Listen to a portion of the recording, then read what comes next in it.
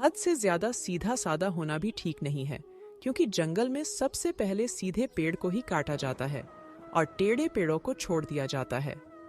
जरूरत से ज्यादा सीधा होना भी हम इंसानों के लिए अच्छा नहीं होता है, क्योंकि अक्सर सीधा साधा इंसान ही दुनिया के इस फंदे में फंस के उलझ जाता है। ज्यादा अच्छा होना भी कभी कभी अच्छा नहीं होता। इसमें खुशियां कम और दर्द ज्यादा मिलता है। ज्यादा सीधा साधा लोगों को अक्सर इस दुनिया में खूब समझा जाता है।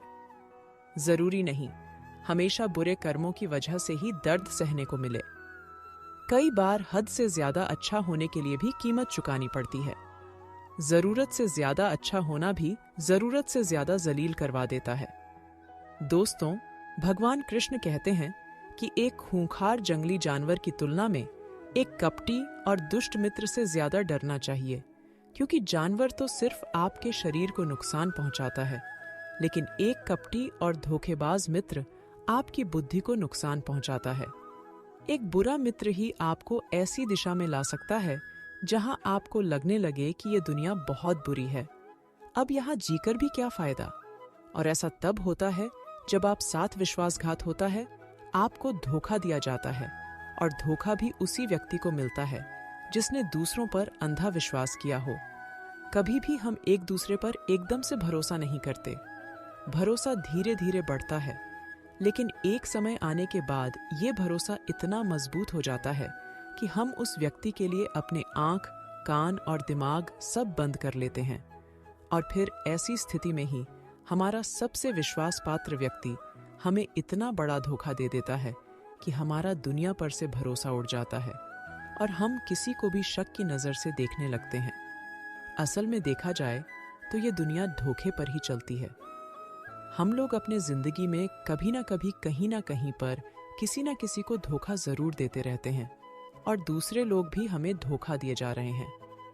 दूसरे धोखा दे तो बात समझ भी आती है, लेकिन हम तो वर्षों से खुद को ही धोखा दिए जा रहे हैं। हम स्वयं को ऐसी बातें समझा देते हैं जिसे हमें सच्चाई का सामना ना करना पड़े, और हम झूठी दुनिया में ही खोई रहे। धोखा या विश्वासघात दुधारी तलवार की तरह होता है। हमें लगता तो है कि हम सामने वाले को धोखा देकर उसे मूर्ख बना रहे हैं, लेकिन यह धोखे की तलवार आज जितनी गर्दन सामने वाली की करती है, भविष्य में उतनी ही गर्दन हमारी भी करती है। दोस्तों, इस कहानी के माध्यम से हम यह जानेंगे कि हम खुद को धोखे या विश्वासघात से कैसे बचा सकते हैं, और वीडियो के अंत में हम ऐसी 10 निशानियों के बारे में भी जानेंगे जो एक धोखेबाज और झूठे व्यक्ति में पाई जाती है। एक युवा व्यक्ति बहुत ही क्रोधित अवस्था में पहाड़ी की छोटी सी कूद कर आत्महत्या करने के लिए जा रहा था। जैसे ही वह पहले के शिखर पर पहुंचा, वह जोर से चिल्ला, या यह दुनिया इतनी बुरी क्यों है? यह सब इतनी स्वार्थी क्यों है? अब मेरे जीने का कोई फायदा नहीं है। उसी पहाड़ी के शिखर पर एक महात्मा अपने ध्यान साधना में लीन थे। उस युवा की तेज क्रोधित आवाज को सुनकर वे ध्यान से जाग गईं। उन्होंने देखते ही समझ लिया, युवा व्यक्ति यहां आत्महत्या करने आया है। वह व्यक्ति पहाड़ी से कूदने ही वाला था कि महात्मा उसका हाथ पकड़कर उसे पीछे खींचते हुए बोले, क्या हुआ? आगे का रास्ता खत्म हो गया है क्या? युवा व्यक्ति ने कहा, कैसा रास्ता? यहां तो कोई रास्ता ही नहीं है। मैं तो यहां से कूदकर आत्महत्या करने वाला था। महात्मा ने कहा, मरना तो एक दिन सभी को है, लेकिन तुम्हें इतनी जल्दी क्यों है? युवा व्यक्ति ने कहा, क्योंकि ये दुनिया में रहने लायक नहीं है। यहां सब स्वार्थी है, सब धोखेबाज है। मैंने जिस पर भी भरोसा किया, सभी ने मुझे धोखा दिया। मेरे सगे भाई ने मुझे धोखा दिया, मेरे मित्रों ने मुझे धोखा दिया, लेकिन आज तो हद ही हो गई। मेरी पत्नी ने भी मुझे धोखा दे दिया। वह एक अमीर व्यापारी के साथ चली गई। इतने सारे धोखे मिलने के बाद अब मेरा इस दुनिया में जीने का कोई मतलब नहीं है। इस स्वार्थी दुनिया में कोई भी भरोसे के लायक नहीं है, इसलिए मैं आत्महत्या करने जा रहा हूं। महात्मा ने कहा, क्या तुम स्वार्थी नहीं हो? क्या तुम पर भरोसा किया जा सकता है? उस युवक ने कहा, मैंने आज तक किसी को भी धोखा नहीं दिया, किसी के साथ विश्वासघात नहीं किया। आप चाहो तो मेरे गांव में जाकर भी पूछ सकते हो। लोग ही अक्सर मेरा फायदा उठाते रहते हैं, लेकिन मैंने आज तक किसी के साथ बुरा नहीं किया। महात्मा ने कहा, मैं तुम पर भरोसा नहीं कर सकता। तुम्हें मुझे यह सिद्ध करके दिखाना पड़ेगा कि तुम एक स्वार्थी व्यक्ति नहीं हो। व्यक्ति ने पूछा, यह सिद्ध करने के लिए मुझे क्या करना पड़ेगा? महात्मा ने कहा, तुम्हें अगले 1 साल तक मेरे साथ मेरे आश्रम में रहना पड़ेगा। तब जाकर मैं जान पाऊंगा कि तुम एक ईमानदार व्यक्ति हो या फिर तुम भी दूसरों की ही तरह स्वार्थी और धोखेबाज हो। व्यक्ति ने कहा कि ठीक है, मैं आपके साथ आपके आश्रम में 1 साल तक रहूंगा और खुद को सिद्ध करके दिखाऊंगा। महात्मा उस युवा व्यक्ति को अपने साथ अपने आश्रम में लेकर आए और उसे अपना शिष्य बना लिया। अगले दिन सुबह होते ही महात्मा ने उस नए शिष्य को अपने पास बुलाया और कहा, मुझे तुम पर भरोसा तो नहीं है, लेकिन फिर भी तुम जाओ और मांग कर लाओ। तब तक मैं तुम्हारे दूसरे से भाइयों को शिक्षा देता हूं। उस युवा शिष्य ने महात्मा को प्रणाम किया और भिक्षा मांगने के लिए चल पड़ा। उसने आज से पहले भिक्षा नहीं मांगी थी, इसीलिए उसे भिक्षा मांगने में बड़ी तकलीफ हो रही थी। उसके मुंह से भिक्षा के लिए शब्द नहीं निकल पा रहे थे। उसका अहंकार उसे भिक्षा मांगने से रोक रहा था, लेकिन उसके अंदर एक और अहंकार उमड़ रहा था।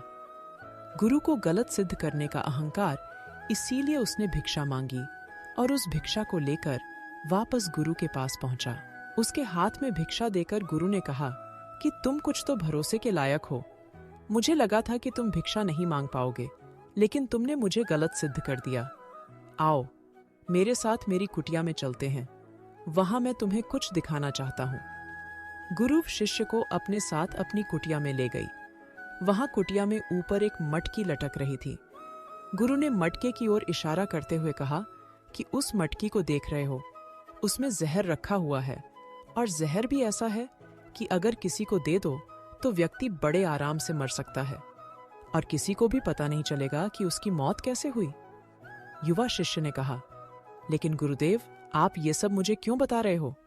महात्मा ने कहा, मैं बस तुम्हें सावधान कर रहा हूं कि कहीं इसे गलती से खा मत लेना। कुछ दिनों बाद अपने शिष्यों के साथ एक जंगल से गुजर रहे थे। तभी कुछ जंगली लुटेरों ने अचानक उन पर हमला कर दिया। सभी शेष अपनी अपनी जान बचाने के लिए इधर उधर भागने लगे, लेकिन ज्यादा उम्र होने की वजह से गुरु नहीं भाग पा रहे थे। यह बात उस युवा से सुने अनुभव की और वह बहादुरी का प्रदर्शन करते हुए अपने गुरु को डाकू से बचाकर आश्रम तक सुरक्षित ले आया।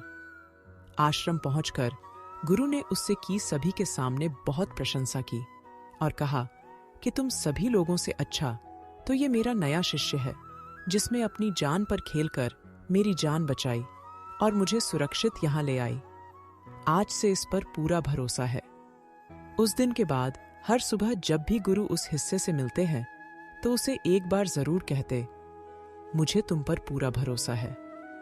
धीरे धीरे गुरु का शिष्य पर भरोसा बढ़ता गया और वहां इतना बढ़ गया कि गुरु ने एक दिन शिष्य को अपने पास बुलाया और कहा, मेरा कोई पुत्र नहीं है, लेकिन तुम मेरे पुत्र के श्रीमान जैसे हो।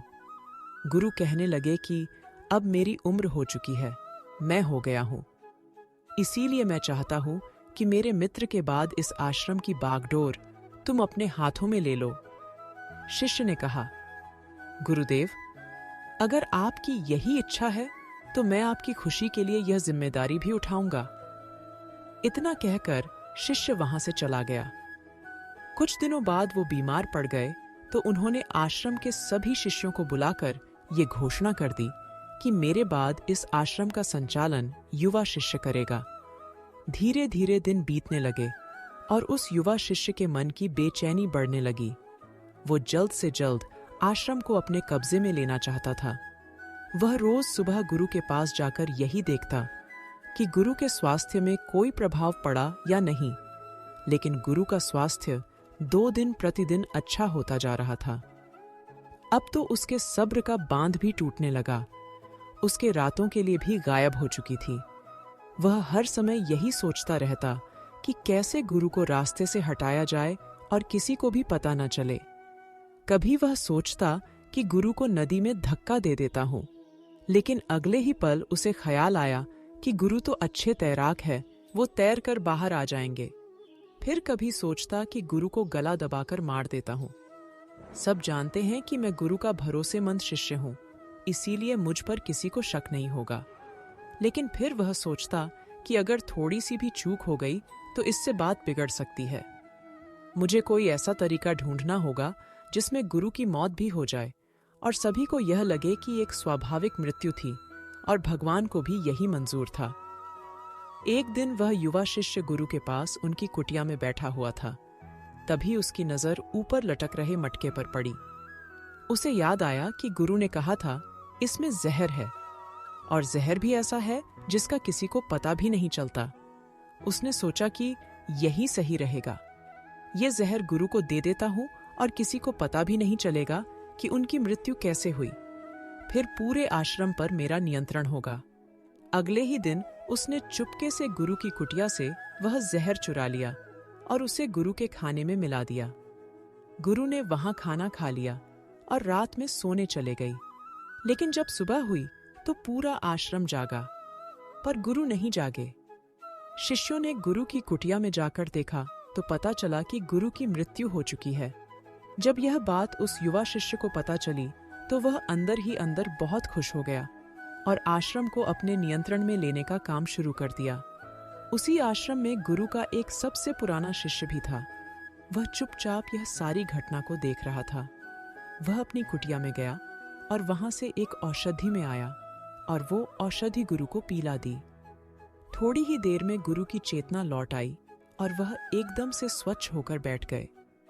यह सब देखकर उस युवा से सिंह के पैरों तले जमीन खिसक गई। वह बुरी तरह घबरा गया।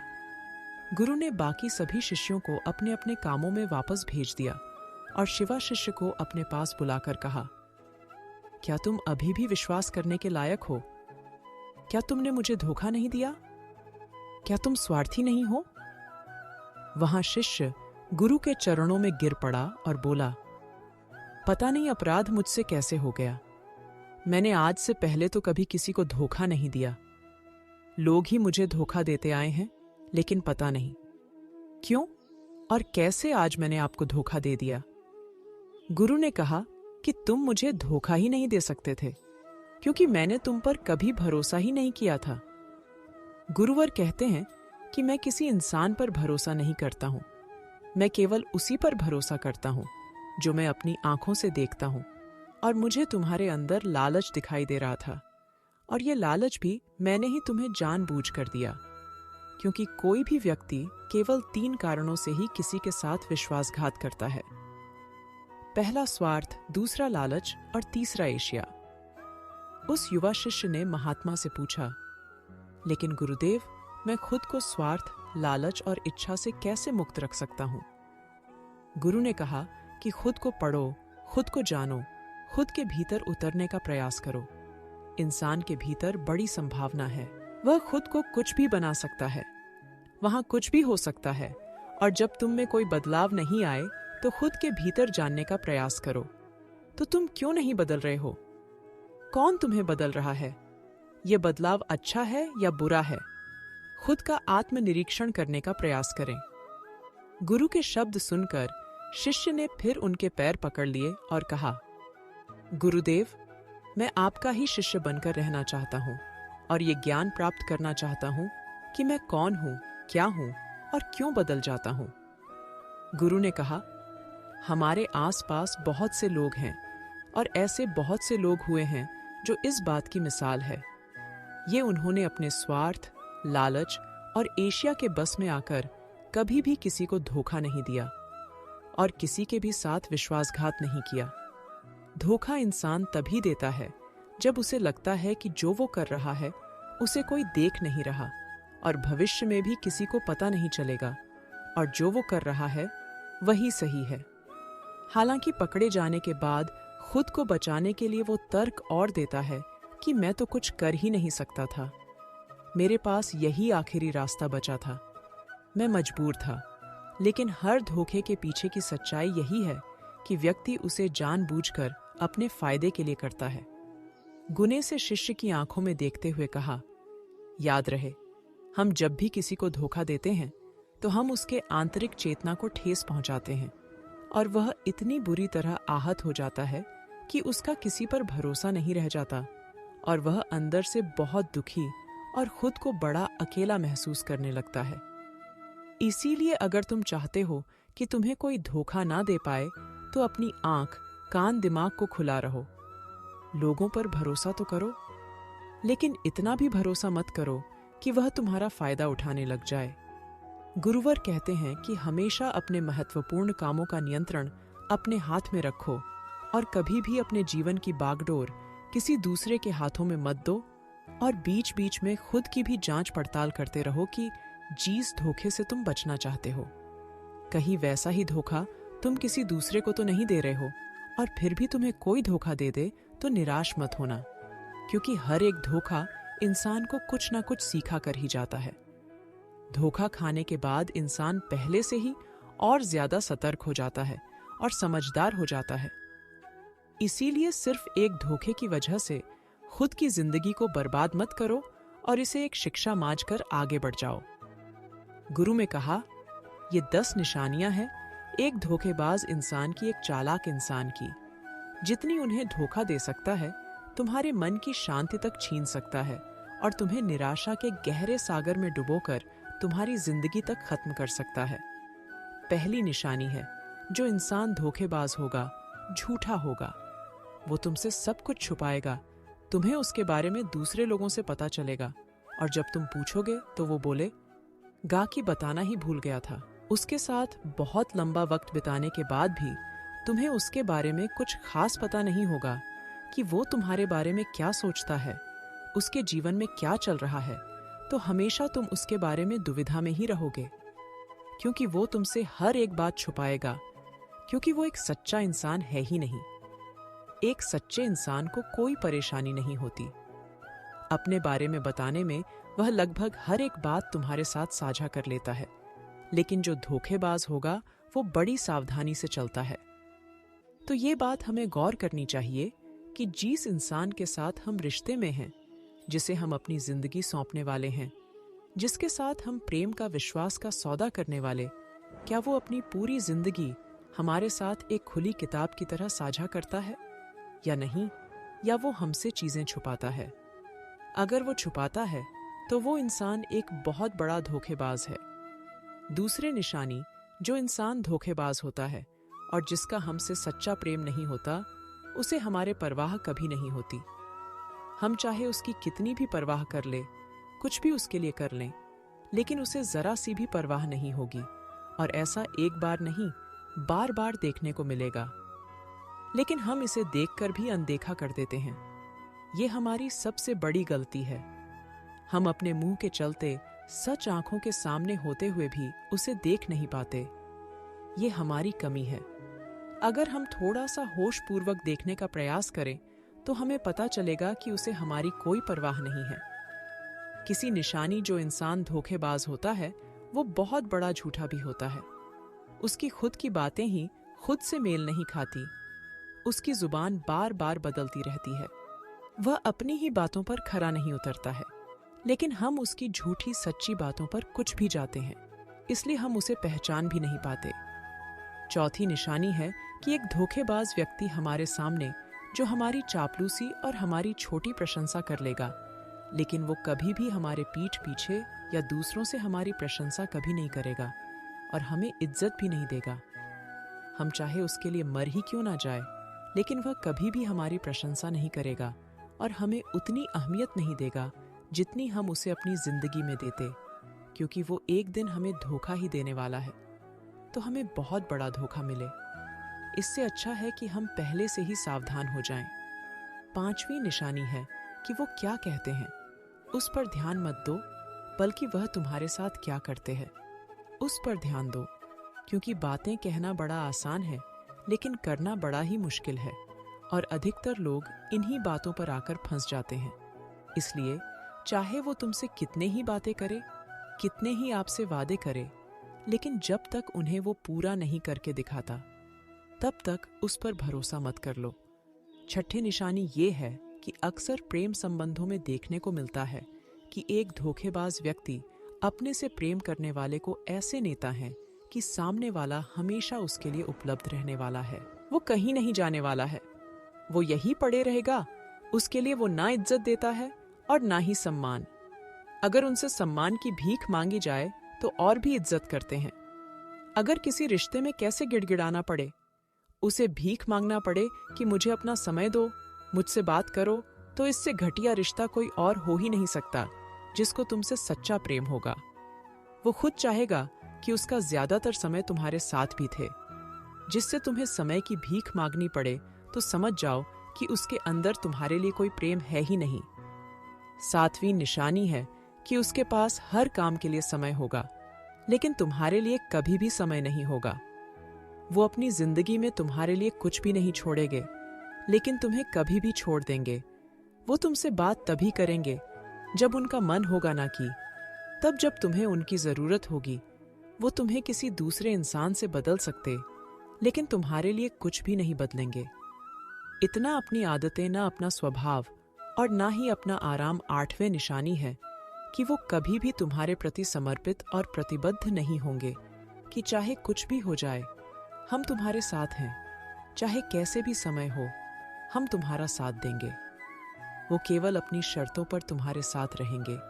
जब जब उन्हें आराम होगा और अच्छा लगेगा, वो तुम्हारे साथ रहेंगे।